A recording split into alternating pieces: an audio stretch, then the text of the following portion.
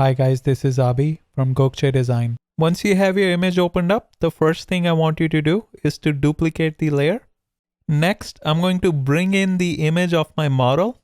We'll use the quick selection tool to mask her out of our original background.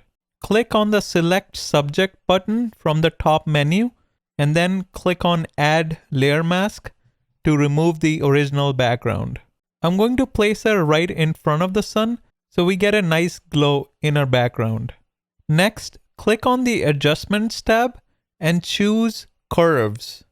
Turn on the clipping mask so our curves adjustment only gets applied to our model. Before going further, make sure you have the curves thumbnail selected in the curves layer. Now hold the Option key or Alt key in Windows and click on the Auto button. Select Find Dark and Light Colors and then click on the color right next to Shadows. This will bring up the color picker window.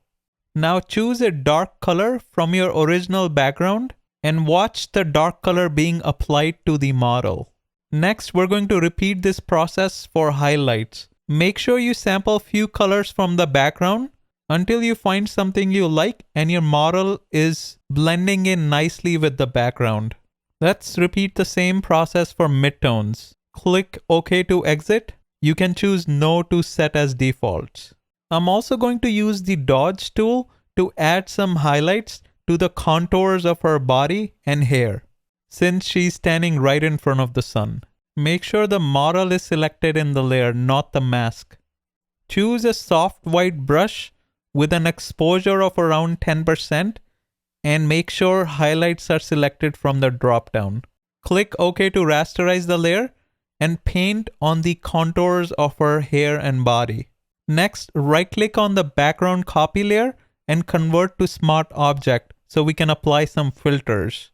From the Blur Gallery in Filter menu, choose Tilt Shift next.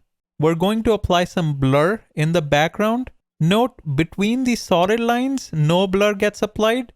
Between the solid and the dashed lines, gradient blur gets applied. And beyond the dashed lines, a constant blur gets applied. Adjust these lines to your liking.